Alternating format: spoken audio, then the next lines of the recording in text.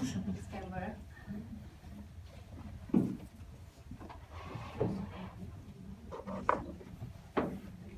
Right, while he's setting up his PowerPoint slides, let me just read his bio. Alright, Mr. Muhammad Sajidul Rahman is a final year PhD student at the Open University UK and studying the nature of teachers' collaboration in a Bangladeshi primary school. He has done his graduation and a master's degree from the Institution of Education Research, University of Dhaka, Bangladesh.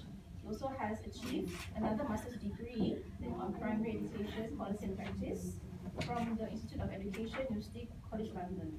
He previously worked from a large-scale teacher development program in Bangladesh called English in Action as a senior research officer.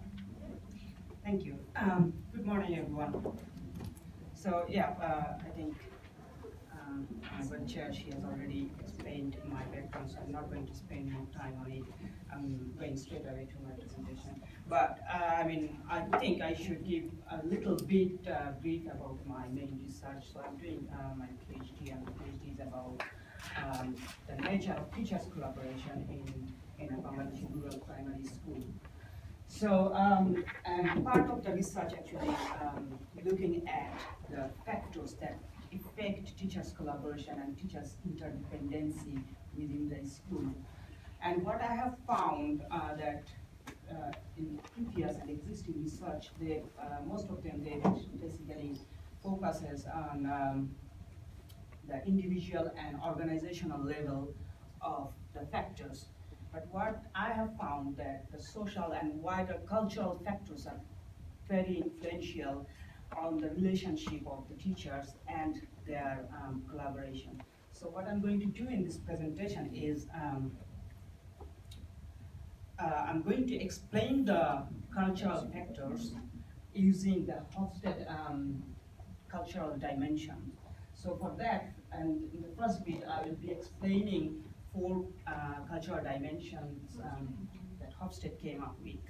And then I will be using my empirical data to explain the cultural factors in light of those four cultural dimensions. So these are two objectives of today's presentation. So let's go, and these are the Hofstede's cultural dimensions. Hofstede actually considered culture as a collective program of mind of the members of the society that distinguish them from another society. So he basically said that these four dimensions are useful to explain a culture. First is power distance, then uncertainty avoidance, then individualism versus collectivism, and then the masculinity versus femininity. I'm going to tell a bit about each of these dimensions. So power distance, what is power distance? Power distance is the degree of inequity the member of a society experience, and moreover, to what extent the members of the society accept that inequity. So yeah, I know I am lower class. Someone from me is very high class, and I don't care. So what degree I don't care that's the power distance. And then uncertainty avoidance. So to what extent, as a member of the community or as a member of the culture, I would avoid risk-taking or avoid any uncertain situation. So that's the uncertainty avoidance index. Thirdly, masculinity versus femininity. So there's one end is the masculinity, another end is the femininity. The concept is to what extent the culture basically emphasize or concern about the segregation of role of gender. So, okay, the one culture thinks, okay, these are the area where the females members should work or take responsibility, and these are the area that male members should take responsibility. These are two very segregated notions. These are very masculine culture. On the other hand, the other culture that thinks that they are the member regardless of gender, and they can participate in any aspect of the society, that's more in the feminine end. And then this one is individualism and collectivism. This is very interesting point for me, because being a member of a global South society, I feel like my community is quite collectivist community. So what is collectivism and individualism? Individualism and collectivism. So individualism is if I consider everything from my own point of view and only from my family's point of view. That's my individual perspective, and the society that thinks about only the individual himself and his family is more like an individualistic society, whereas the society that takes the wider community, wider culture as a wider family and take responsibility of the well-being of the wider society as a whole, that's more on a collectivist end. So yeah, those are the Hofstede's 4 dimensions. Some scholars, they came up with 6 dimensions, so they extend the dimensions further. Some came up with 7 dimensions, but these 4 dimensions are core, and I found those are useful to explain any cultural factors that affect teachers' collaboration. So I'm going to explain how these things were useful for me to categorize and explain my findings. So yeah, what Hofstede has done in early 80s, he basically indexed almost 70 countries across the world. I mean, he measured the culture based on those 4 dimensions. And what was the result? Although it's quite old study, but still it's very influential study. You see the power distance index. This end is very high power distance, so the power distance is very high. And Malaysia is the most power distanced country according to Hofstede's survey, which scored 104, whereas Austria has very little power distance in the society. So the people are more of like parallel. So they scored 11.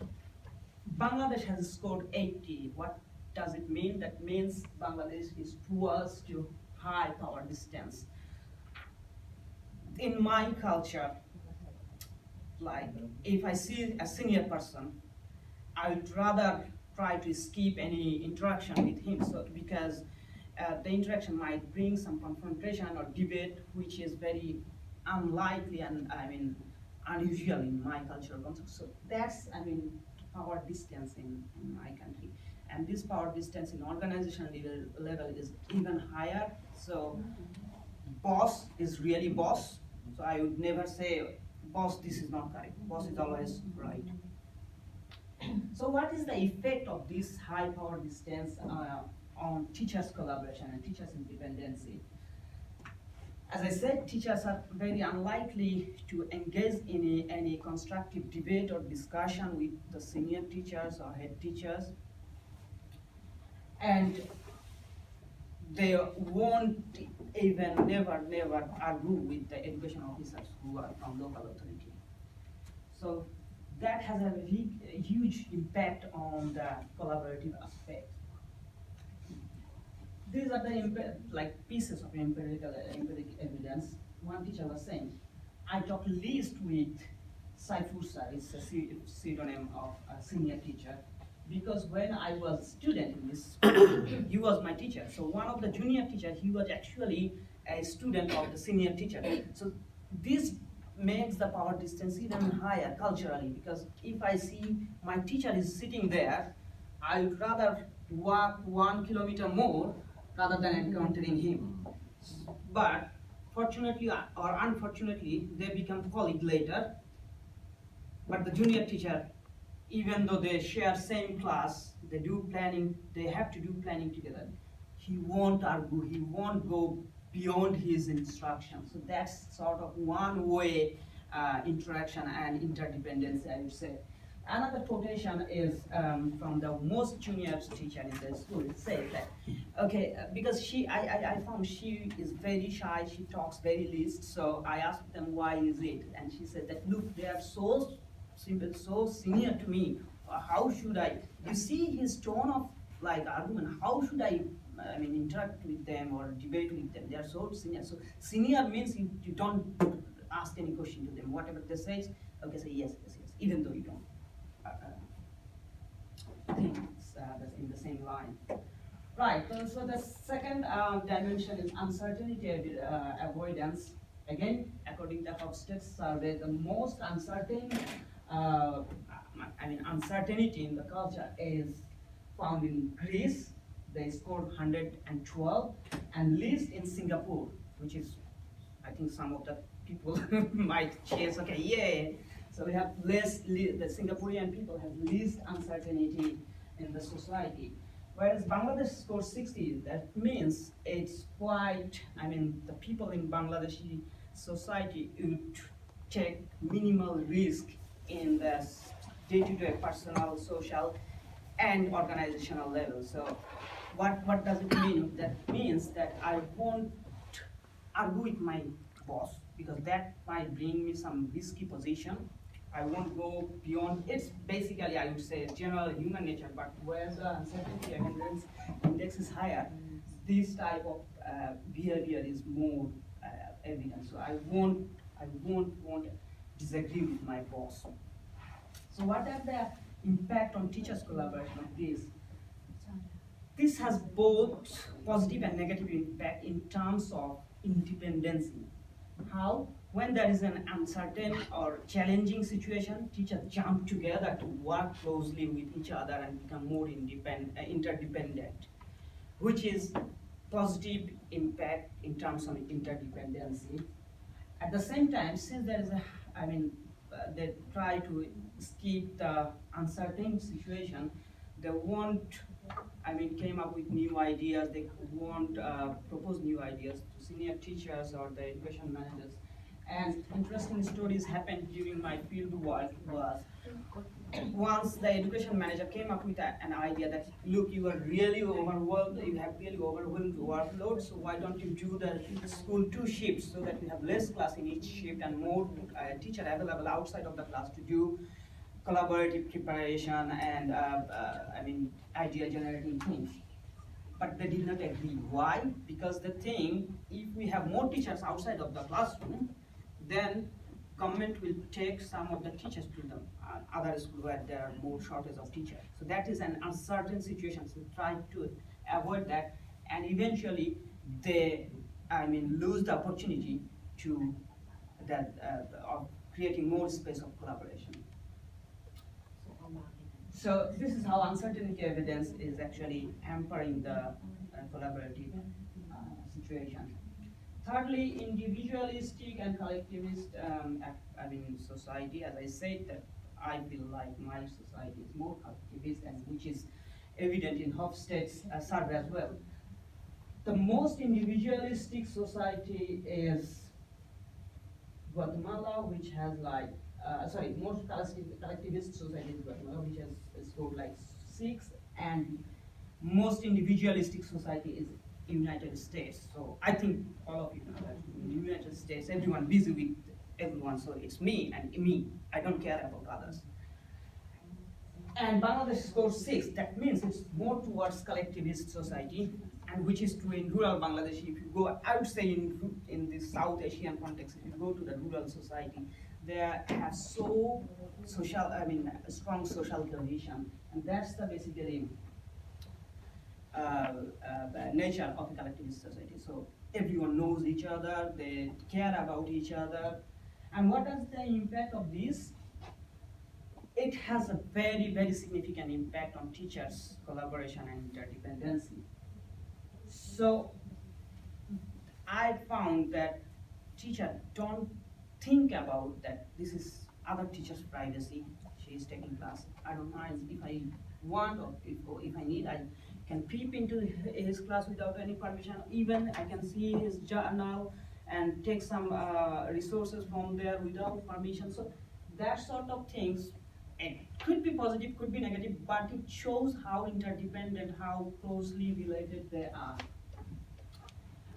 And the social cohesion is so strong that I found the professional domain of the teachers and the social domain of the teachers is very difficult to distinguish. They are so tangled, they are so overlapped.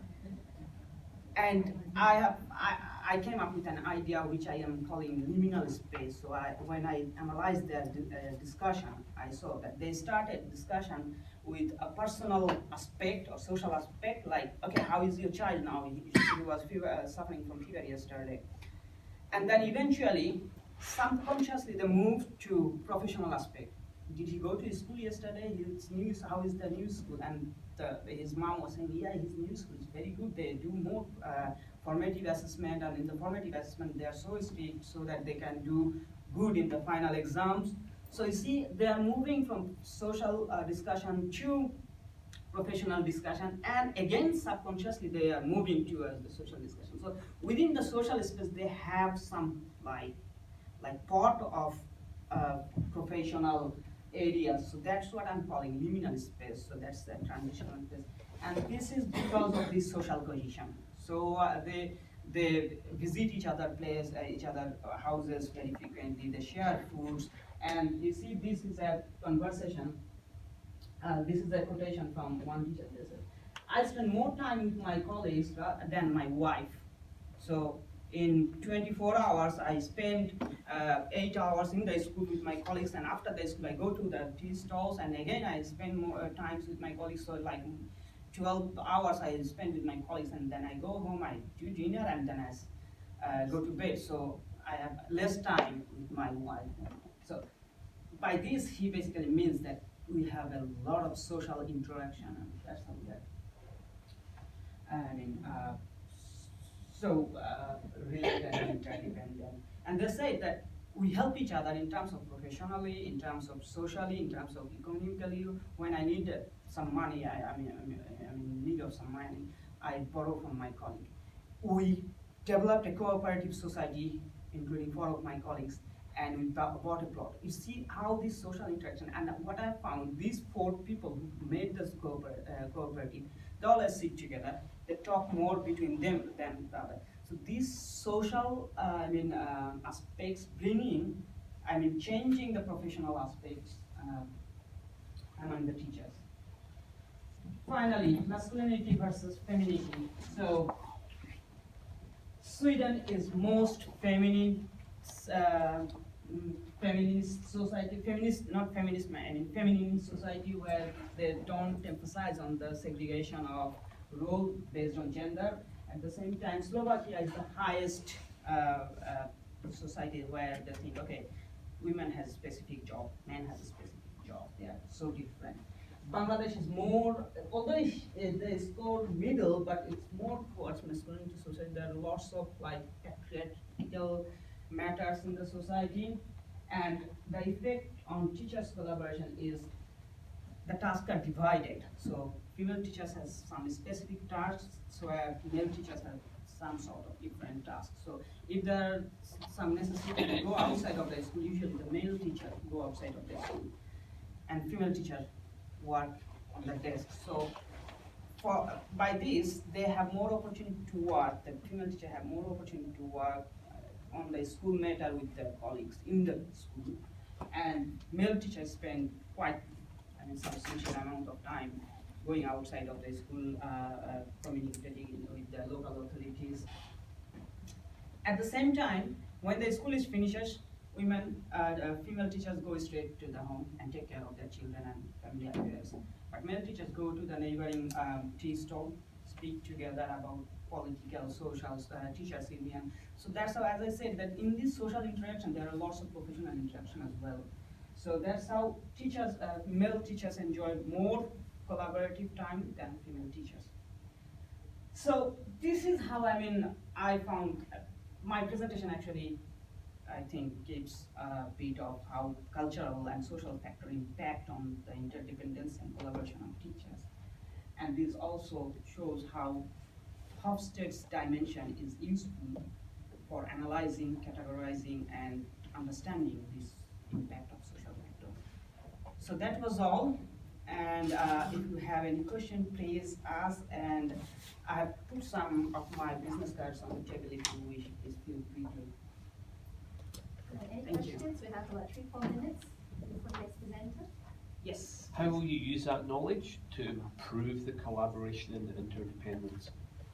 Sorry, say it How again. will you use that knowledge? So you mean the implication? Yeah, how will you use it to improve what Okay. happens in school? I mean, if I go through the classic theories like Sean or Dewey or Vygotsky, the core concept is knowledge is situated in the context, in the community.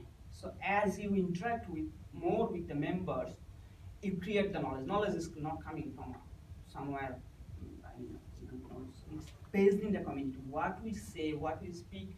Like if it is a community, if I interact more with you, we produce more community. So, in terms of teachers' professional development, we have lots of like professional development programs, which is like cascade models, so like imposing things. This is sort of, I would say, obsolete models now. We don't believe that you can impose knowledge on someone, but knowledge is something is there, and we develop the knowledge. So as long as they are interacting with each other, I think they are thinking about like this gentleman, he presented like reflective practice things. So you have more opportunity to reflect on your practice and create the knowledge together. So that's my theoretical point is, so as much as you interact, you create.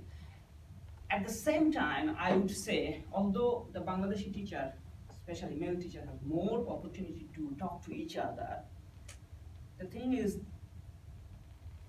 there should be some sort of framework to tell them, okay, that's how you can use your social space to grow professionally.